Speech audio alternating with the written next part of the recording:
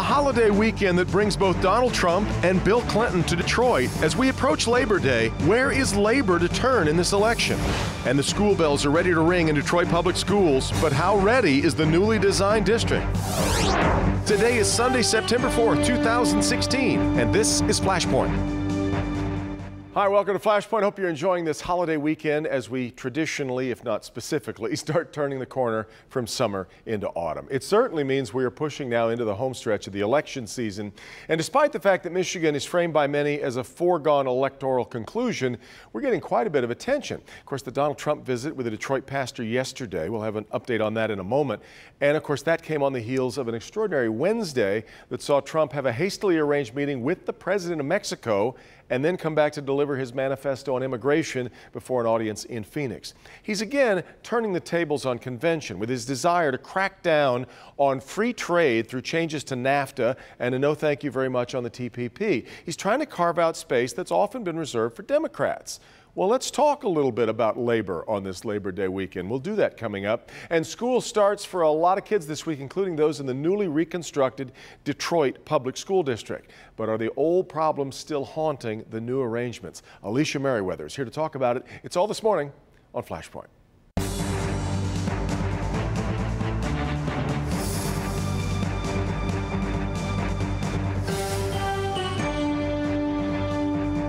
It was a very big and busy week for Donald Trump. It ended yesterday in Detroit, and let's start this morning with our Rod Maloney on Trump's visit with Detroit's Bishop Wayne T. Jackson. Devin, there was so much buildup to the Donald Trump visit. A lot of people not even wanting him to come to the city of Detroit, not willing to listen to a word he has to say. And yet when he got here, things changed dramatically. There were a lot of surprises to be found here. No Trump! No Trump! Loud protesters outside Great Faith Ministries wanted no part of Donald Trump. He took a contrasting tone inside. I will have an opportunity to lay out my plans for economic change, which will be so good for Detroit and so good for this community because we're going to bring jobs back. I will have a chance. Thank you. We'll bring them back. I'm taking them back from Mexico and everywhere else because they're gone. Trump told the congregation he wrote this speech himself days ago, touched on many themes like the importance of the black church and Christian values. And it is my prayer that America of tomorrow, and I mean that the America of tomorrow will be one of unity, togetherness, and peace. And perhaps we can add the word prosperity. He was very honest, genuine. I don't think he said anything that was false or, that seemed apart from his normal character. As disingenuous and as him just doing what he's supposed to do. Ben Carson was with me. I don't think it was sincere. There's nothing to back it up. Bishop Wayne Jackson admits he took a lot of hateful heat for bringing Trump to Detroit, yet felt he got encouraging interview answers. I have questions about unarmed black men who have been shot, and he said that he has the same feeling and conviction about that. Now, that Donald Trump interview that is going to be broadcast on the Impact Television Network happens next weekend. They said they wanted to have a week to promote it. And in the meantime, let's remember that Detroit is always big for presidential campaigns on Labor Day. Former President Bill Clinton himself will be in Detroit come Monday to stump for his wife. Devin, back to you. Well, that's how the week ended for Trump, but between Mexico and his immigration plan announcement, there was plenty before he got here. Let's talk about all that this morning with our roundtable. We've got a double dose of the Detroit Free Press. Editorial Chief Stephen Henderson is here, columnist Nancy Capper as well, and on the other side of the table, a double dose of the Detroit News. We've got business columnist Daniel Howes is here, and the auto writer and syndicated cartoonist Henry Payne. Thank you all very much for being here. Daniel, I would like to start with you. Labor on Labor Day weekend. It is interesting the way that Donald Trump is trying to flip the script here. What do you expect a dedicated labor focused voter to do? Well, I don't think he's doing a very good job here. He declares Michigan manufacturing a disaster, which it's not. He says that New Mexico is going to become the heart and brains of the North American auto industry, which it's not. He suggests that in order to make these companies more competitive, that they need to open plants in the non-union South, which you can imagine went over like a lead balloon in Solidarity House. I don't think he's doing his homework. And for a guy who's supposed to be such a quick study, you'd think he'd study a little bit before he opens his mouth. But when it comes to these issues, he doesn't. Henry, though, if you're a voter who has felt left behind by things like NAFTA, and you're concerned about the Trans-Pacific Partnership, is he not appealing? Well, speaking of feeling left behind, I think that's why a lot of us conservatives feel disaffected by this election. I mean, this election is really a contest for the Democratic Party. Trump represents the blue-collar manufacturing Midwest that people like Congressman Bonnier up in Macomb used to represent. I mean, I was just up in Macomb moderating a congressional debate, and those guys sounded like Bonnier. I mean, they're anti-immigration, they're anti-trade, and they call themselves Republicans. But I think that's split, and what Hillary and Barack Obama represent is the coastal Democratic Party. It's a green, more high-tech end of the party, and I think that's highly educated. Yeah, and that's the conflict in this election. And we Republican conservatives are kind of sitting on the sidelines. Just kind of waiting around. It's an interesting take on it. It has really flipped things around, Stephen, and we can't just tend to follow our old instincts on who's going where. No, but I think if you look at the values that labor tends to have in terms of cultural values, and you think about job security and stability, livable wages, taking care of people in retirement and things like that. There's no question which side of the equation you belong on. The Republican Party is against all of those things, and for the sort of market approach to everything without that consideration of that human side of it. And Hillary Clinton represents very strongly those things that are sort of the old liberal cultural values. Well, Nancy, when I was in Philadelphia for the Democratic Convention, I didn't expect to come across too many people struggling with their decision. But a lot of these Bernie Sanders supporters really were, especially one guy that I was talking to who has never voted Republican in his life, but he's a truck driver from the Detroit area who is only making about $5,000 a year more, he told me, than he was in 1985. And so the Trump outlook is really registering with him, and he told me he didn't know what he was doing yet. But I understand it's got to be incredibly frustrating to be that guy, and I understand why he's looking for anything that he thinks is going to help him, but I don't think Trump has presented any actual plans or options that would help this guy. He doesn't believe the minimum wage should be around, or maybe he does, but not at any particularly high level, depending on the day, because as Daniel alluded earlier, it doesn't do his homework on several things. What probably would help this guy? A union, this truck driver, probably would help him be making more than $5,000 since 1987.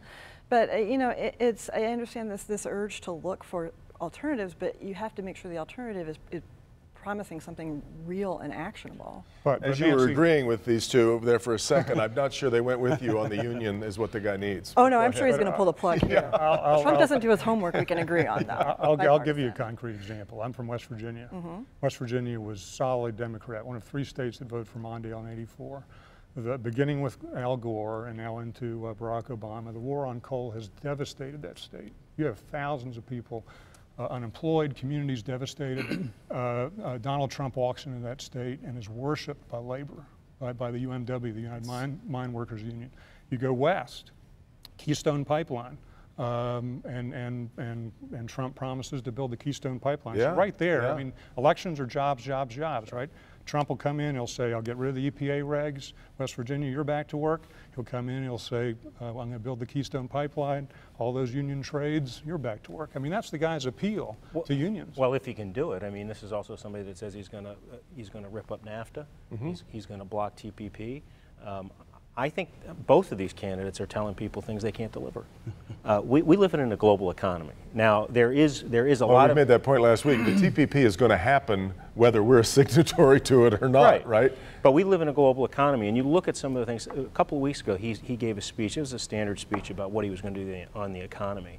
And I read through these points, and I thought, this guy is essentially declaring war with some of our largest trading partners, starting with China and Mexico. Sure, yes.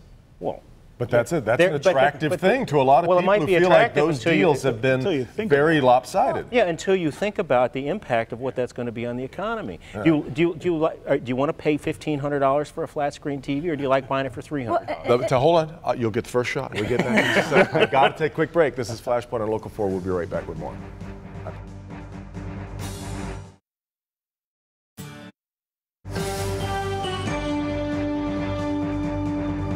Conversation continued right on through the break, but let me get back to where we were, to Daniel's point, creating enemies out of our biggest trade partners. So it's really, the trade deals are really complicated. I think all of us who have to understand them or try to understand them professionally struggle with that. It's a big ask to ask regular folks to really get into it. I think what we need in leaders is not someone who hits on some little talking point and throws it out for their advantage, but who engages with difficult material and tries to help people understand what it means for them.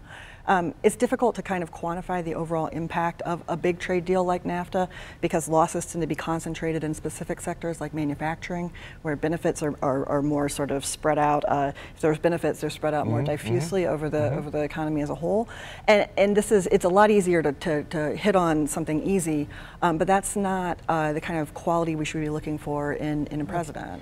Stephen, it's interesting. There have been a lot of Democrats who have sat at this table over the last 8 years complaining about currency manipulation. Sure. Now when Donald Trump starts making it a key point, where are those Democrats? Where are they? What happened? Well, I mean, the problem is that none of this exists in a vacuum. Donald Trump is talking about currency manipulation at the same time he's talking about ultra protectionist trade policy that most Democrats wouldn't also go along with. And so except maybe David Bonnier, but Bonnier's a great example, I think, and raising that at this table is really interesting, given the sort of history of labor unions and how they've moved over time. But I mean, it's not that Donald Trump has some sort of sophisticated policy imperative that includes dealing with currency manipulation. It's that he knows currency manipulation is something you say and people get all worked up, and they're not really thinking about all of the other, how it connects to all the other things he's talking about. He would actually make the problems that he's talking about worse with the policies that he's talking about pursuing, but it doesn't seem that way. It seems simpler that, well, build a wall with Mexico and we'll stop the immigration problem. You're not thinking about starting a trade war with our third largest trading partner. Well, and also remember NAFTA and TPP NAFTA was signed by our Democratic President, Bill Clinton. Who will be here tomorrow. And TPP is being pushed very hard by the Obama administration, and Hillary Clinton supported it until she didn't support it. Until she didn't. Exactly right. And I think Hillary Clinton's a perfect example who's trying to straddle these two poles in the Democratic Party. I mean, the Democratic Party has, properly, in my opinion, become a free trade party among certain elements, but there's also that very strong anti-free trade element, and it's just like the immigration issue in the Republican Party. When things are bad, it's easy to blame foreigners. It works in immigration on the right for Trump, and it works for Trump and a lot of Democrats on the trade issue. But when I was up in Macomb at this debate, I said this in the debate. This state sends $11 billion of goods to Mexico every year because we're an agriculture powerhouse. The third world feeds at our breadbasket, and Michigan is a major beneficiary of free trade. You just don't read that in the headlines. I heard your breath. I touched your breath there. But I want to ask you, Nancy, then, what do you suppose, with Labor Day tomorrow, what's the future of organized labor? What does it feel like right now, given that you just said what you said a little while ago about that guy, that truck driver was talking about needing a union, and he was a former Teamster, but wasn't now. They've moved to it with their two-tier system. It isn't a layup for a lot of people to say, well, yeah, it's a union is what I need. What's the future of unions? We're seeing right to work pass in a state like Michigan 4 years ago now, which is people were flabbergasted that could happen here.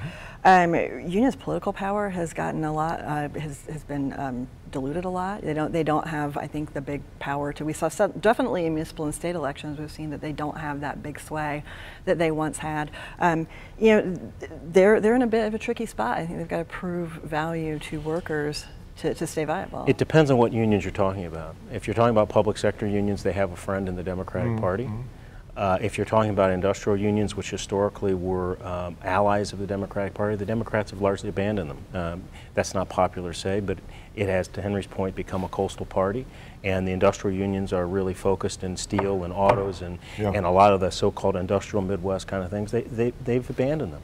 So you get the last yeah, one. I mean, I think you have to, labor has to make its case, and they're doing a lot of that. I mean, I don't think they get as much credit as they should for going and making the case that your life will be better if you have a union protected job. That used to be pretty easy in this country. It's harder now, and that's why they're struggling. Actually, since I haven't talked to you in a while, Henry, about this, what is a avowed conservative like you going to do on Election Day in my 5 seconds I've got left? Gary Johnson makes a lot of sense to me. You'll be in town here in He's just crazy a couple too. weeks, too. Thank you all very much They're all for being crazy. here. We come back to the interim superintendent of Detroit Public Schools, Alicia Merriweather. This is Flashpoint on Local 4. Experience more comfort. Welcome back. Tuesday marks the start of the new school year for kids, parents, and teachers of the newly revamped Detroit Public Schools. Are they ready? Let's talk about it with the interim superintendent. Good to have Alicia Merriweather back with me on Flashpoint. Thank you very much for coming this morning. And I know it's been very, very busy because you're in this last dash push to get ready. And I think it was a little startling to some last week to see that you had to have a teacher job fair. Here we are a week beforehand, and just like last year, you don't really have all the teacher positions filled yet. So some people were saying to me, it's the same old Detroit story. What would you say to that? Say it's absolutely not the same old Detroit story, and we are really looking forward to the new school year. We did have a teacher fair last week, and we hired almost 30 teachers on that night, which was pretty amazing. And actually, Channel 4 did a great story featuring one of those new hires who basically said, I'm breaking news on this show that I am resigning from my other position and coming to Detroit. That was how her former employer found out, yes. So I really feel like we've got a lot of great things headed in a good direction. We certainly are working day and night to be ready for Tuesday. Tuesday is the first day of the new school year. It was a little stunning to me to see that it's really difficult for you to know whether or not you've got enough teachers until the first day of school. Do you have any idea of where you are? How many are you short? We monitor that every day, at least a couple times a day, to watch retirements, resignations, and hirings. And so we're keeping our finger on that pulse multiple times during the day, and then making sure we're communicating with principals and coordinating all of that. So it's fluctuating, and until the first day of school. You don't really know until the first day of school. Just the same way we don't know how many kids are going to show up until the first day of school. Yeah. Right? So you prepare, we know what our projections are, and then we see who comes to school on the first day. What I do know is our open house, which was the other Saturday, we had over 500 brand new enrollments on that Saturday, with only half of our schools reporting. So if that's true, then we're trending in a really positive direction. In the right way. We had the mayor came out last week and talked about the improvements that were made to a lot of schools, but I guess that's a question for a lot of parents. Are the buildings themselves ready, and no more of these horrifying pictures of decrepit conditions in some of these buildings? Well, we do want to thank the City of Detroit, the Mayor's Office, Buildings and Safety, and Children's Hospital, and all of these different partners that helped us move our buildings in the right direction. We are at this point compliant with the majority of our buildings. We have a couple outstanding issues that we are working around the clock to resolve. A couple of those are roof issues that need to go out for contracts and then have to be approved by the FRC, and then work can proceed. I think what I'd like to say is just to keep in mind, and I've said this before, everyone in your house, you have repairs. You know that wear and tear happens, and that things get to places they need to be fixed. We are talking about school buildings that have multiple classrooms, offices, bathrooms, everything. So think of your house and multiply it by 100.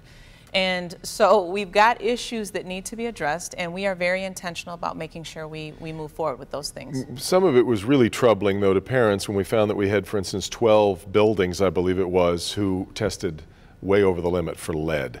Has all of that been rectified? So I am very happy to report that Detroit Public Schools Community District was 100% responsive to those allegations. We tested our water, we flushed those systems, And for the buildings that had to submit mitigation plans, that has all been done in collaboration with the City of Detroit Health Department. And so that is actually something we're very, very happy to report, that we have responded and corrected, and we're moving forward with any mitigation plans that remain. You and Stephen Rhodes both lobbied hard for a larger package of money from Lansing, and you believed that what they ended up giving you was in some way, some people believed that you were set up to ultimately fail. But where do you feel like you are in the financial picture moving forward, especially as I know both you and Judge Rhodes have talked a lot about getting this district turned back over to local control? Right. So that's a great question and a great point.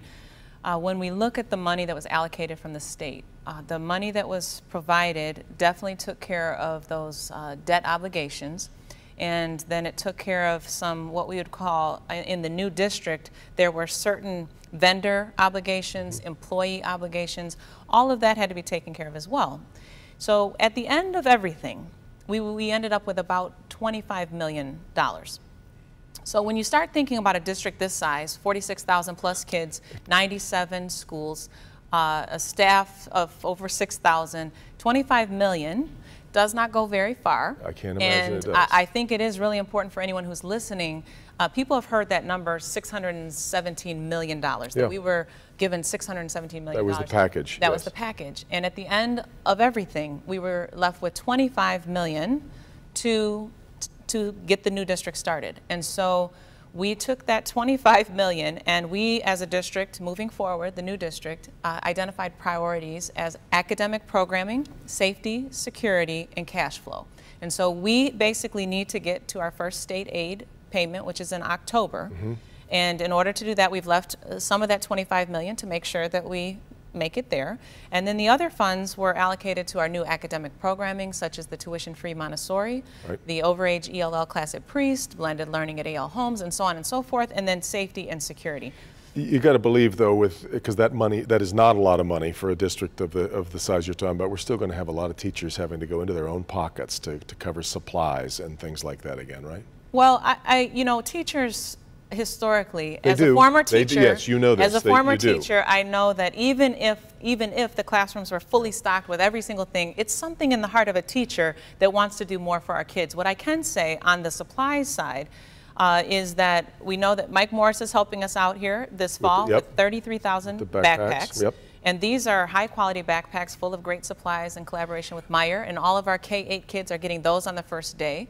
And we certainly have been working with our vendors to make sure our deliveries of supplies are on time. I'm afraid I've only got about 30 seconds left. I hope that's not enough to answer this, but you didn't need this bid rigging scandal that we had, not the bid rigging, but the kickback scheme scandal, where we saw these teachers and principals. That do you feel like you've been able to put that behind you, or is that still clogging up your outlook?